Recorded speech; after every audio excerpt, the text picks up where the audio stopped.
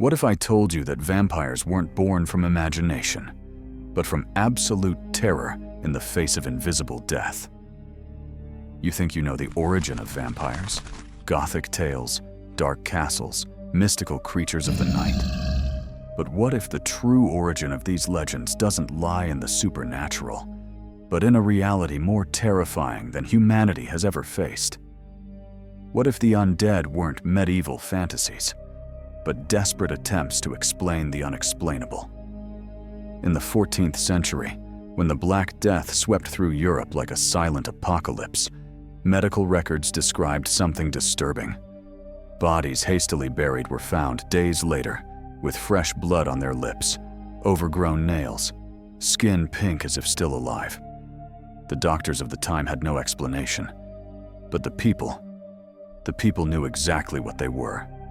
Vampires. Athens, 430 BC. The suffocating heat of the Mediterranean summer mixes with a stench so vile, it makes even the bravest soldiers vomit. It's not the smell of war plaguing the city besieged by the Spartans.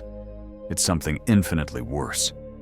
It's the smell of death, not from swords, but from within the bodies themselves. The physician Hippocrates walks the streets of Athens, now turned into an open-air morgue. At every corner, piles of rotting corpses lie beneath the merciless sun. There isn't enough wood for funeral pyres. There isn't enough ground for proper graves. And above all, there is no explanation for what's happening. The plague of Athens doesn't kill like war. It consumes from the inside out. A devastating fever that makes the skin burn as if Hades himself had lit fire in the veins. Coughing fits that expel blood, as if the lungs were being shredded by invisible claws. Delirium that drives wise men to scream about demons drinking their souls while they still breathe. Thucydides, the historian who survived the plague, documents with surgical precision. The bodies of the dying lay heaped on one another, and half-dead creatures staggered through the streets, gathering around every fountain in desperation for water. The temples where they had taken refuge were filled with corpses of those who had died there. But it's what happens after death that begins to feed the supernatural terror. Hippocrates, in his secret writings never officially published, describes phenomena that ancient medicine could not explain. Bodies that remain warm for days after death. Corpses that appear to breathe, their chests rising and falling, even without life. Blood that continues to ooze from open wounds, as if the heart were still beating. Priests of Apollo declare that the gods have abandoned Athens, but darker whispers begin to circulate through taverns and shadowy alleyways. Whispers about the dead who do not wish to stay dead. About those the plague has turned into something different. Real historical documents corroborate this ancient terror. In the annals of Tacitus, there are accounts of the Antonine Plague, 165 to 180 AD, that devastated the Roman Empire. Emperor Marcus Aurelius writes in his Meditations about those who return even after being cremated, as if death itself rejects them.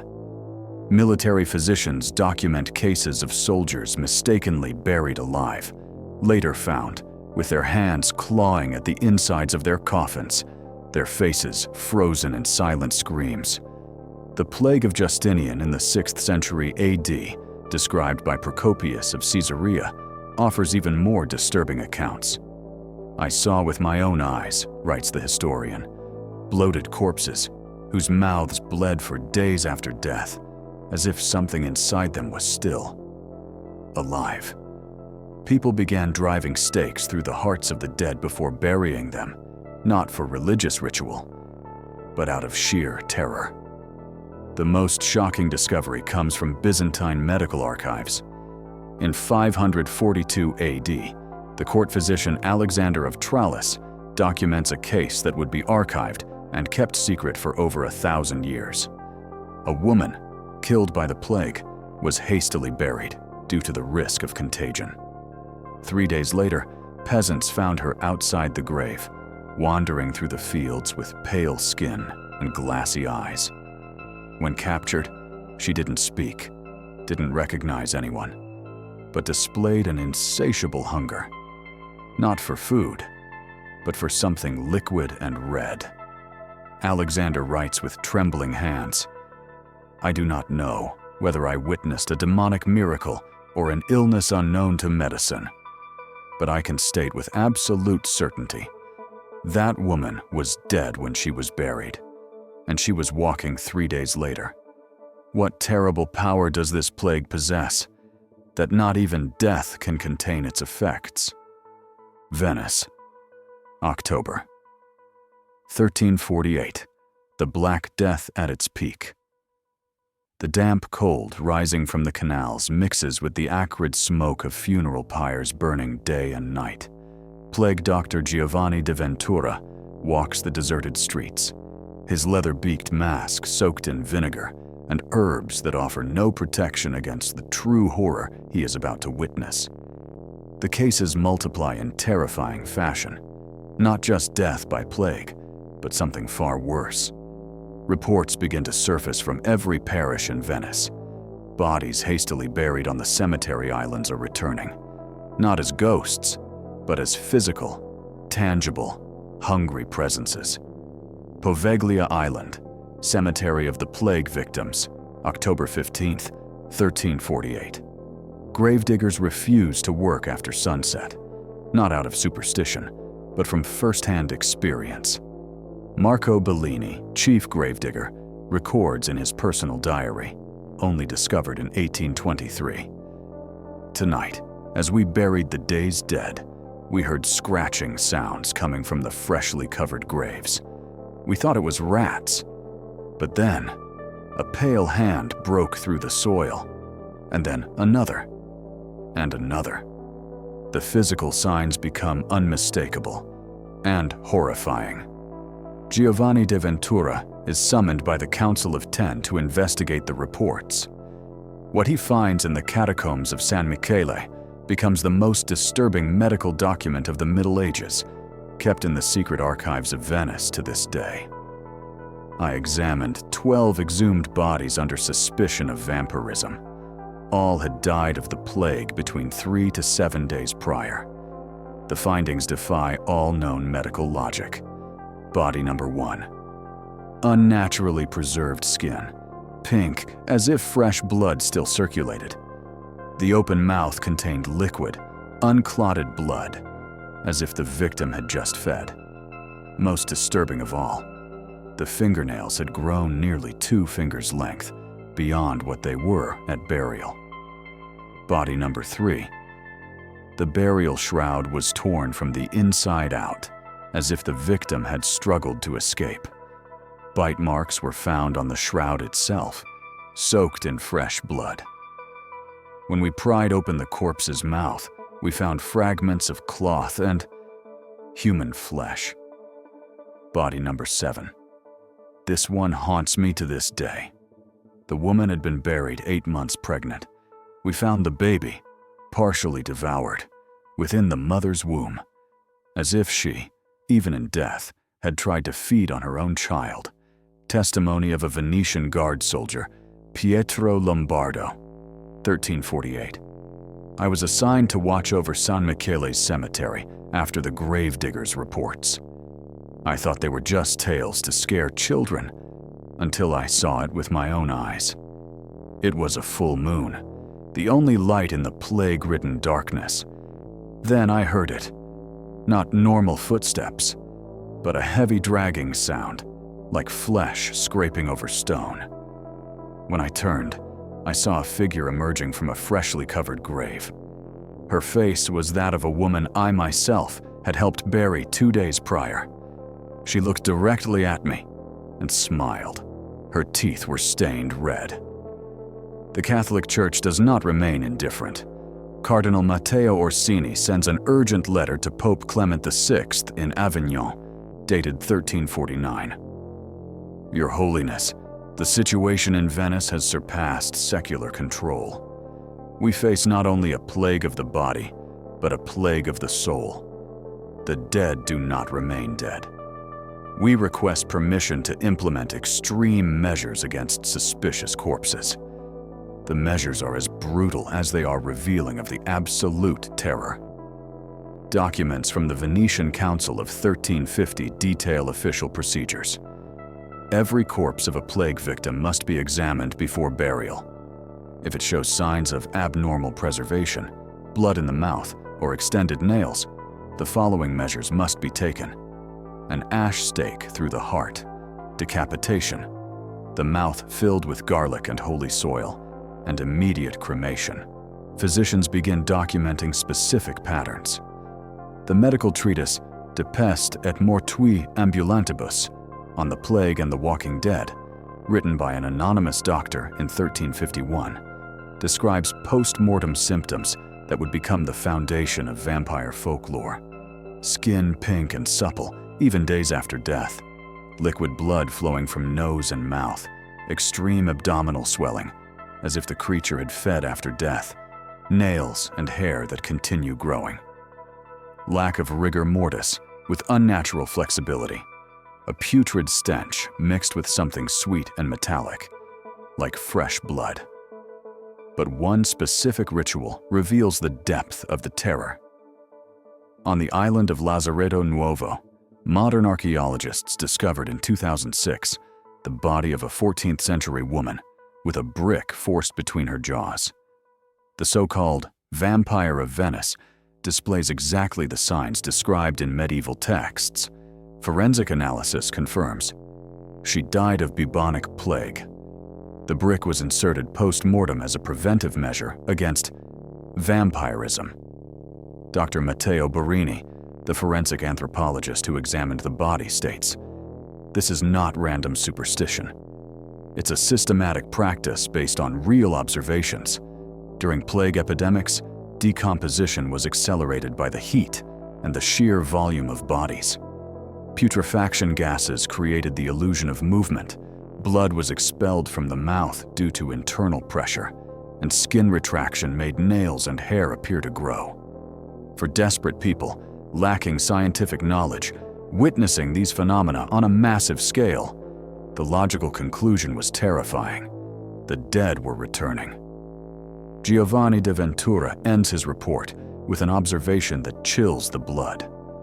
"I no longer know where the disease ends and the curse begins. I've seen things medicine cannot explain. Bodies that should be decomposing remain preserved. Corpses that should be stiff move with flexibility. And the worst is that some of them, when found outside their graves, still present warmth in their chests, as if something inside them still lives."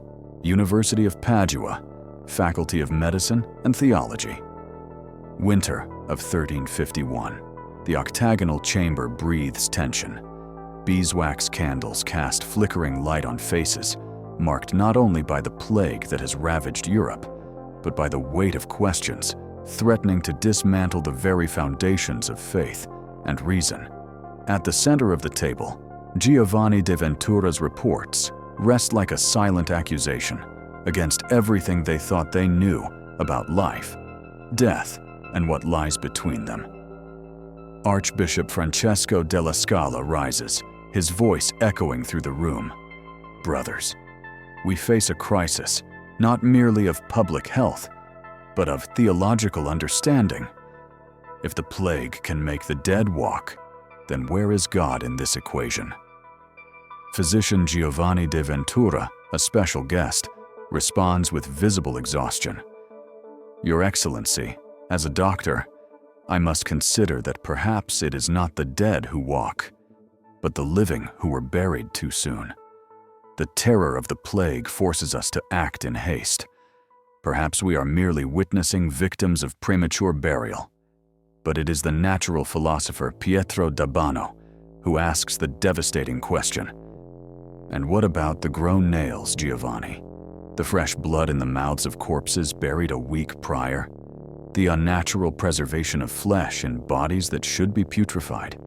Does your medicine explain that?" Silence. Dominican theologian Friar Tomás of Senegalia pounds his fist on the table. The explanation is obvious. These creatures are demonic possessions. The plague is divine punishment, and these undead are souls the devil has captured at the moment of death before they could receive last rites.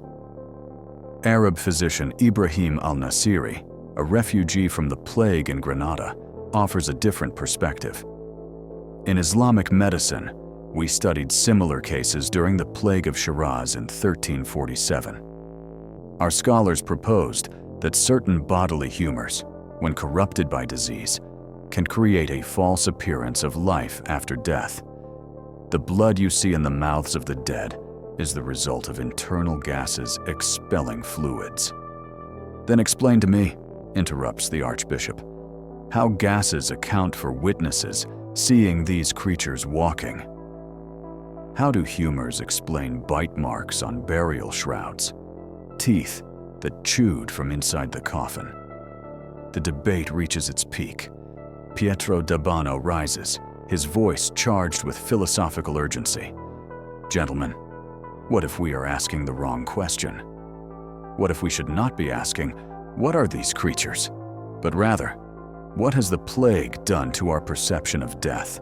Consider, for millennia, humanity has had time to prepare its dead, to observe gradual decay, to accept the transition. But the plague forces us to bury dozens, hundreds a day. We have no time for vigils, no time for proper rituals. We are burying people in panic, en masse, without absolute certainty of death. Giovanni de Ventura reluctantly agrees. Pietro is partially right.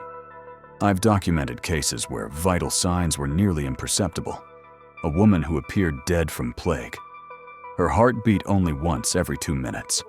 Undetectable. We buried her alive. Silent horror grips the room. Friar Tomás whispers, trembling. How many?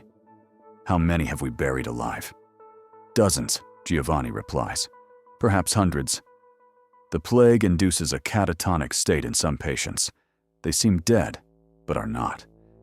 And when they awaken, in the darkness, beneath the earth, gasping for air, clawing at the coffin until their fingers bleed.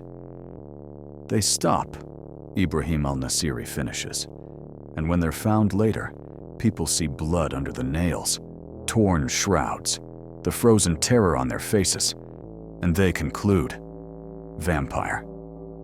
But it's the next question that no one wants to ask. Young theology student Marco Visconti dares to voice the unthinkable. But, masters, what if you're both right? What if some were buried alive, but others truly returned from death? Heresy, shouts Friar Tomás. No, Pietro D'Abano raises his hand. It is not heresy to ask the question we're all avoiding. We have 2 types of reports, those that can be explained medically, as Giovanni proposes, and those that defy all rational explanation. Bodies preserved for weeks without decomposition, corpses that remain flexible long after rigor mortis, blood that stays liquid when it should have coagulated. And the hunger, adds the Archbishop darkly. Let us not forget the accounts of the dead attacking the living, seeking blood. Not food, not water. Blood. Ibrahim al-Nasiri flips through ancient manuscripts. In Persian medical texts from the 9th century, there is mention of a disease of non-death that would emerge following great plagues. They describe symptoms identical to what we now witness. Persian sages concluded that certain illnesses could suspend the boundary between life and death. Suspend the boundary? Giovanni leans forward. Is that possible? In nature, Pietro replies, we see animals enter near-death states during harsh winters. Their hearts nearly stop. Their breathing becomes undetectable. But they are not dead. They are in between. And if the plague induces a similar state in humans, a condition where they are not alive, but not entirely dead either. The Archbishop closes his eyes, the weight of the implication overwhelming. Then what we are saying is, the plague may create a third category of existence, neither alive nor dead, but something in between. Exactly, Giovanni de Ventura whispers. And if that is the case, then we are not dealing with demonic possession or medieval superstition. We are facing a medical condition we do not yet understand. A condition that transforms human beings into something else. Friar Tomas stands, his faith visibly shaken. But if that is true, if the plague can truly create these creatures, then every dead body becomes a potential threat. Every burial a risk. How do we tell the difference between a normal corpse and one that might return? We cannot, the Archbishop replies bitterly. And that is why we are impaling hearts, decapitating bodies, stuffing mouths with bricks. Not for religious ritual, but for pragmatic terror. Because we do not know. We simply do not know who will stay dead and who will come back. Island of Lazaretto Vecchio, Venice, New Moon Night, March 1352. Giovanni de Ventura steps off the boat onto the rotting dock of the Plague Island. The air is so thick it feels solid, heavy with the sickening stench of quicklime mixed with decaying flesh. Behind him, 3 soldiers of the Venetian Guard and Friar Tomas, who insisted on coming despite the terror evident in his eyes, follow cautiously. They've come to investigate the impossible. 3 days ago, gravediggers reported that 27 bodies had vanished from the mass graves. They weren't stolen. They weren't taken by animals. The graves had been opened from the inside out. And on the island's docks, fishermen swore they had seen pale figures walking toward the sea, figures that sank beneath the waters and never surfaced again. Giovanni's lantern flickers, casting dancing shadows over the makeshift wooden crosses. Thousands of them, each one marking a mass grave where dozens of bodies were dumped without ceremony, without names, without prayers. The plague allowed no dignity in death, and now, it seems, the dead are demanding payment for that debt. There, one of the soldiers whispers, pointing to an open grave. Giovanni approaches, his heart pounding. The earth is disturbed, not from the outside in, like a grave being dug up, but from the inside out. Scratch marks on the dirt walls, dried blood along the edges, and worse, a trail of barefoot footprints smeared with dirt and blood, leading toward the island's abandoned buildings. It's heading toward the Lazaretto, Giovanni murmurs, where we kept the sick in quarantine. Friar Tomas clutches his crucifix with trembling hands. Perhaps we should go back. Bring more men. There are no more men, Giovanni replies. Half the guard died from the plague. The other half is too terrified to set foot here. It's us, or no one. The Lazaretto rises from the shadows like a giant skull. 3 stories of stone, windows without glass like hollow eye sockets, doors torn off their hinges, revealing utter darkness. Giovanni knows that just months ago, hundreds lay here, writhing in agony, waiting for an inevitable death. Many died so quickly there was no time to carry them to the pits. They were simply left where they fell. The sound doesn't come from their own footsteps. All of them freeze at once. A heavy, rhythmic dragging sound echoes from within the building, as if something large were being pulled across the stone floor. Then, breathing. Not normal breathing from functional lungs, but something wet, saturated with fluid, like someone drowning in dry air. In there, Giovanni forces the words through a dry throat. Whatever it is, it's inside. The soldiers light their torches. The fire casts orange light over mold-stained walls and dark smears that might be old blood, or something worse. Giovanni enters first, each step echoing like a sentence of doom.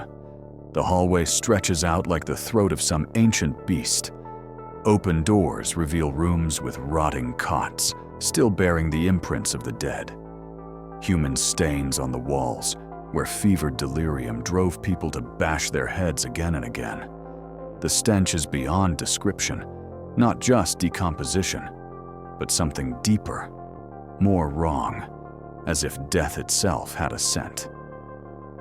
There, Friar Thomas points with his torch to the end of the corridor. A figure stands in the last room, back turned to them, completely still. Dressed in the tattered remnants of what was once a white linen gown, long black hair cascading over pale, bare shoulders. So pale they seem to glow faintly in the dark. "Madam!" Giovanni forces himself to speak. "Madam, can you hear me?" The figure doesn't answer, doesn't move, but Giovanni can see. She is breathing, or something like breathing. Her chest rises and falls in irregular, painfully slow intervals, as if each breath takes an eternity. "That's not natural," one of the soldiers whispers.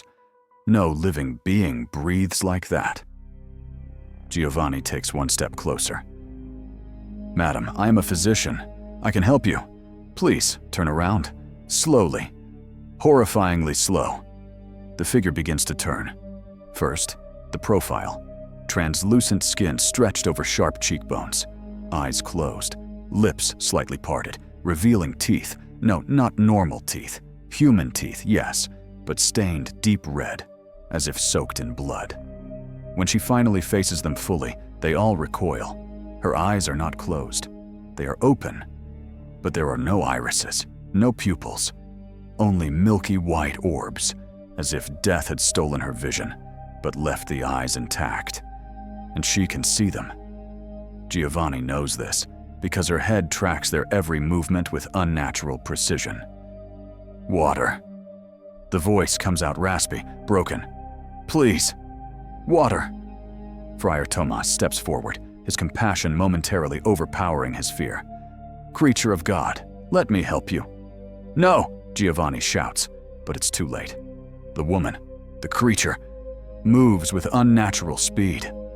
One moment she's 10 steps away. The next, her hands are on Friar Thomas's face, fingers cold as ice pressed to his cheeks. And she inhales, deeply, like his scent is the most exquisite thing she's ever known.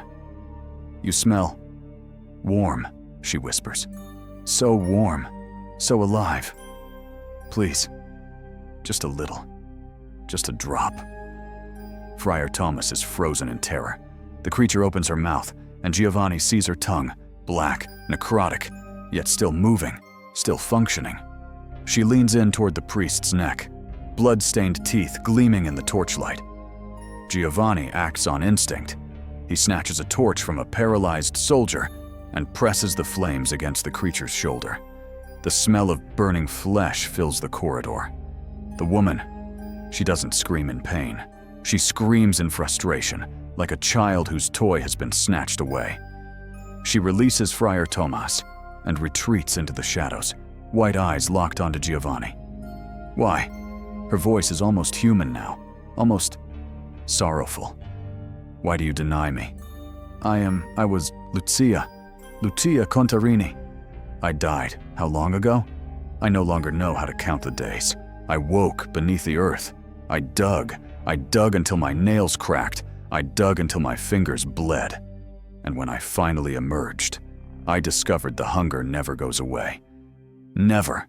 The creature collapses to her knees, and for a moment, Giovanni sees not a monster, but a victim.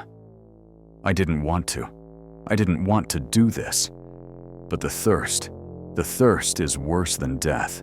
It's worse than anything. And the worst part is that I remember. I remember being human. I remember having a soul. I remember praying. But now I can only think of blood. I can only feel hunger. The plague didn't kill me, doctor. The plague turned me into something that wants to be dead, but can't. Giovanni kneels before her, keeping a safe distance. "Lucia, how many others like you are there?" She raises her milky eyes, and a single tear of blood rolls down her cheek. "All of us, doctor. all who died of the plague and were buried, while there was still a spark. The disease doesn't kill us completely. It leaves us trapped between life and death. And then the hunger begins. We are dozens here on this island, hundreds in Venice, thousands across Europe, and every day more join us. The plague is creating an army of dead who do not die, and none of us knows how to make it stop. Island of Lazaretto Vecchio, Venice, new moon. Night, March 1352.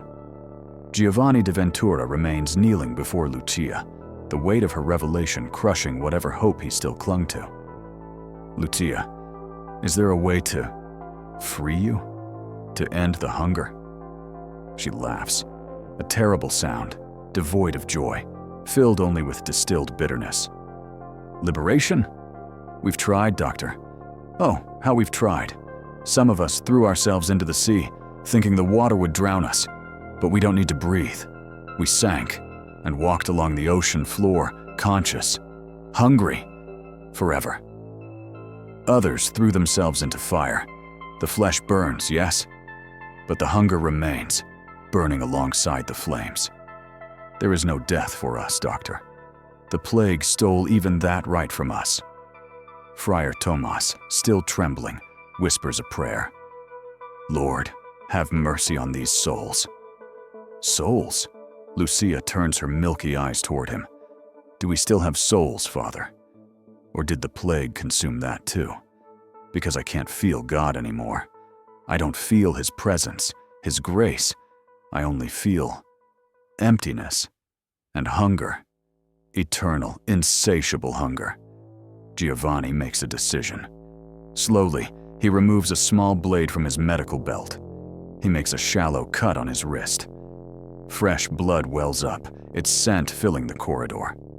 Lucia freezes, every muscle in her body drawn tight, like a bowstring ready to snap. Doctor! No, she whispers, but her white eyes are fixed on the blood. I need to know, Giovanni extends his wrist. I need to understand. Taste it. Just one drop. Show me what the plague has done to you. No! Lucia recoils, hands covering her face. If I taste it, if I start, I won't be able to stop. I'll kill you.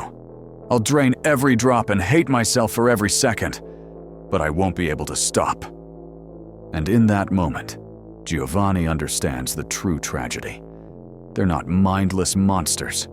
They are prisoners within their own corrupted bodies, forced to watch in horror as their instincts compel them to commit the unthinkable. The plague hadn't destroyed their humanity. It had enslaved it, made their humanity a powerless witness to their own monstrosity. Then, Giovanni says, wrapping the wound with cloth, the only release would be total destruction, Lucia finishes. Fire that consumes everything, beheading that severs mind from body, a stake that pierces the heart and pins whatever it is that keeps us moving. But even then, I'm not sure it works, because we don't know what we are anymore. Perhaps we are eternal. A thunderous noise erupts from the floor above, then another, and more, as if dozens of doors were being thrown open at once. Heavy, dragging footsteps descend the stone stairs. The sound of wet, labored breathing multiplies. They smelled it, Lucia whispers in horror. Your blood. They smelled it, and they're coming. Doctor, run. Run now, or it will be too late. From the shadows of the corridor, they emerge, dozens of them. Men, women, children, all with the same translucent skin, the same vacant or milky eyes, the same desperate hunger etched into what were once human faces. Some still wear the clothes they were buried in. Others are covered only in dirt and shredded burial shrouds. Giovanni and the others back away, torches raised in pathetic defense. Lucia, Giovanni whispers, there are so many. And these are only the ones from this island. she replies, voice heavy with infinite sorrow. In every cemetery, every crypt, every mass grave of Venice, they awaken. And every night, more join us. The plague is not only killing Europe, Doctor, it's transforming it. In a few decades, there may be no living left. Only us. Only eternal hunger. Giovanni makes the hardest decision of his life. Burn everything, he orders the soldiers. Burn the entire lazaretto. Burn the island if you have to. Bring oil, gunpowder, everything you can find. And afterward, report to the council. Every plague victim must be cremated immediately. There can be no more burials. There can be no more resurrections. Lucia gives him a sad smile. He's right. Burn us. Burn us all. It's the only mercy we have left. But as they flee the lazaretto, as the soldiers begin dousing the structure in flammable oil, Giovanni hears Lucia cry out one last terrifying truth. But remember, Doctor, the plague is still here. It still kills. It still transforms. You can burn this island. You can burn every island. But as long as the disease exists, we will keep coming. You're not fighting the undead.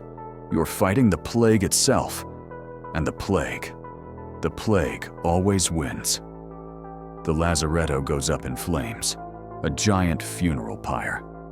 Giovanni watches from the bow of the boat as the entire island becomes an inferno. He can hear the screams, not of pain, but of relief, of gratitude, as if the fire were the first peace they had known since waking beneath the earth. 3 weeks later, Giovanni de Ventura completes his secret report to the Doge of Venice. Your Excellency, I confirm that the origin of the vampire legends lies not in the supernatural, but in the plague. The disease induces a liminal state of existence in which death is not complete. Victims remain conscious, trapped within bodies that do not fully die, consumed by a hunger we do not yet understand. I recommend mandatory cremation of all plague victims. It is the only known method to prevent this phenomenon from spreading. But I fear, Excellency, that it may already be too late. The myth of the vampire is not a myth. It is a collective memory of when the plague showed us something worse than death, the impossibility of dying. The document was never made public. It was sealed in the secret archives of Venice under the classification medical heresy and remained forgotten for centuries. But the preventive measures Giovanni recommended spread. Across Europe, cemeteries began to implement anti-vampiric protocols. Stakes, decapitations, bricks in mouths, mass cremations, not out of superstition, but from a cold, pragmatic terror rooted in real observations during the plagues. And today, when archaeologists uncover these so-called vampiric burials with extreme precautions, they believe they are witnessing medieval superstition. But it is not superstition. It is evidence of a time when humanity faced something science could not yet explain. When the plague didn't just kill, it transformed. When the dead refused to stay dead. When fear was so real, it became legend. And the question Giovanni de Ventura took to his grave remains unanswered even today. If the medieval plague could do this to its victims, what might other diseases, other plagues, other pandemics do? What transformations have we yet to witness? What new vampires might future outbreaks create? Because the true lesson of this dark history is not about the past. It's about the fact that every new disease, every new pandemic, carries the potential to give birth to new horrors, new fears that will become new legends. And perhaps, just perhaps, some of those fears are justified. Because if the Black Death created the vampires of legend, what will the next plague create?